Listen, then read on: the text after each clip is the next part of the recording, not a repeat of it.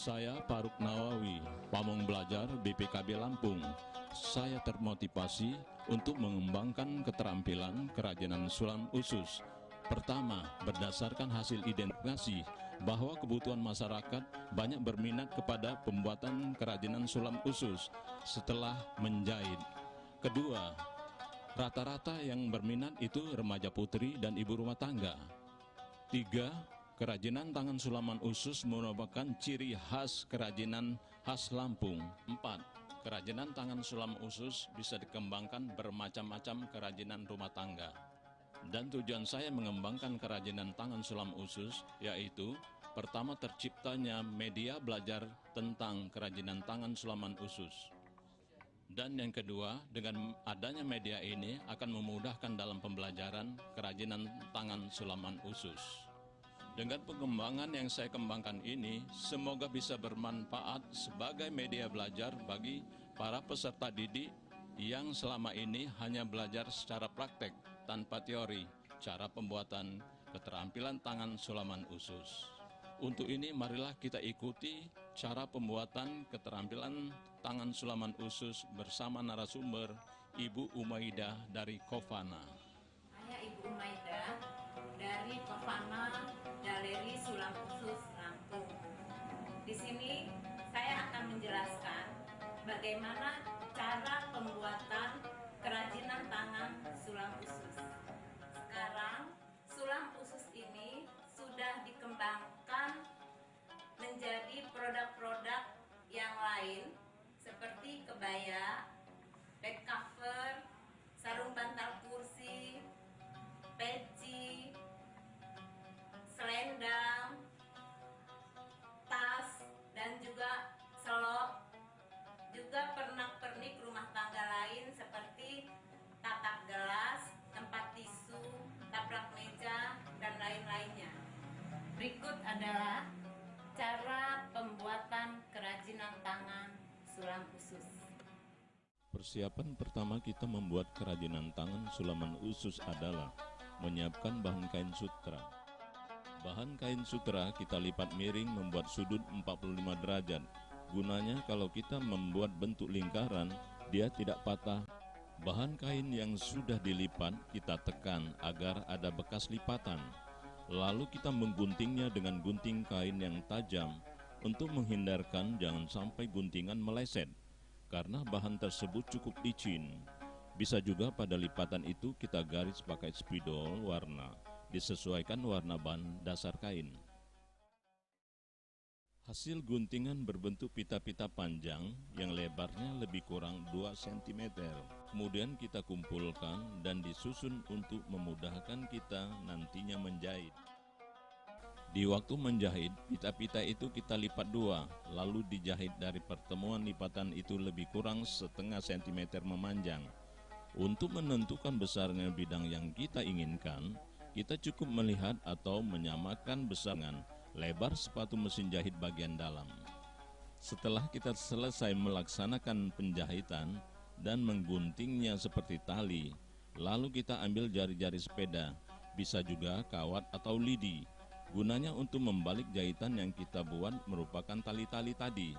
Kita kaitkan pada ujung hasil jahitan, lalu kita tusukkan ke dalam bahan rongga jahitan tersebut dan didorong perlahan-lahan agar kawatnya tidak lepas atau lidinya patah. Setelah sampai di ujung tali-tali atau bahan yang kita buat tadi, maka bahan hasil jahitan tadi akan terbalik dan ditarik lurus, bagian luar jahitan akan berada di dalam.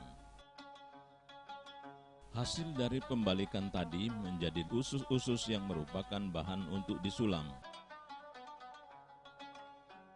Yang mula-mula perlu diperhatikan dalam membuat pola adalah dasar rancangan. Dalam rancangan yang telah kita persiapkan, tergantung sulaman apa yang akan dibuat. Apakah di sarung bantal kursi, taplak meja, tutup kue, atau sehelai kain untuk hiasan.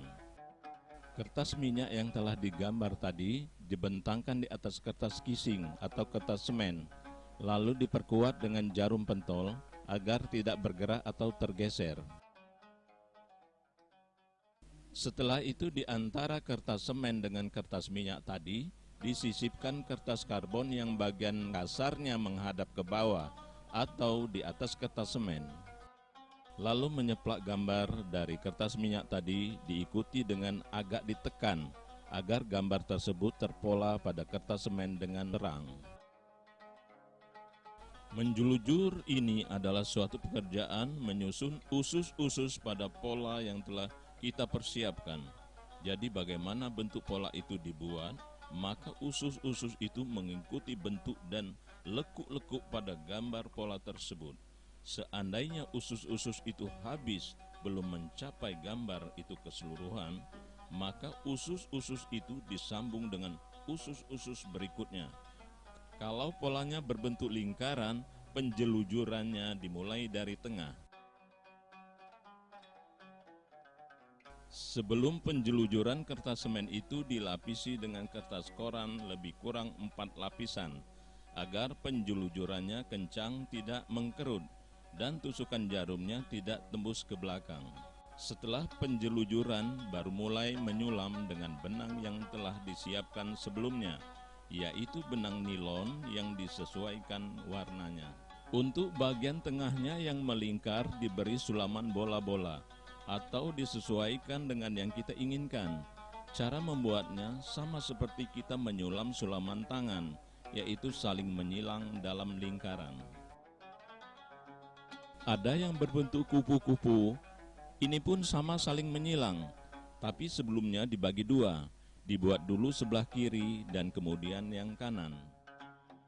Kita adakan pemeriksaan jika sudah selesai semuanya disulam, untuk melihat jika ada yang belum sempurna penyulamannya. Setelah itu kita lepas benang jahitan jelujur dengan gunting yang tajam, jangan sampai mengenai hasil sulaman yang telah kita buat. Kemudian itu kita bersihkan hasil sulaman dari potongan benang-benang jelujur yang tidak diperlukan. Saya sangat bangga mengikuti kerajinan tangan sulam khusus ini karena sangat bermanfaat bagi masyarakat dan menambah penghasilan bagi saya. Saya bisa membuat keterampilan sulam khusus ini untuk seperti membuat sarung bantal, kotak meja, dan lain-lainnya untuk menambah penghasilan untuk saya yang lumayan ini. Selain untuk kerajinan rumah tangga, sulam khusus pun dapat digunakan untuk membuat dasi, kopiah, baju koko yang dapat digunakan untuk bapak-bapak loh, pasti bagus. Untuk para ibu-ibunya, jangan khawatir, ternyata sulam khusus ini bisa dibikin untuk baju kebaya, selendang, tas, selop, bahkan jilbab. Sulam khusus ini bisa juga loh dijadikan souvenir di pesta-pesta perkawinan untuk dibawa pulang sebagai hadiah. Ternyata sulam khusus banyak manfaatnya loh. Iya, selain bisa dimanfaatkan untuk perlengkapan keluarga, ternyata bisa dijadikan fashion loh. Sulam khusus, yes!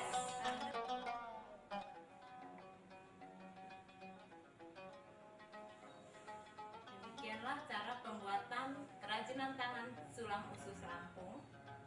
Semoga bermanfaat.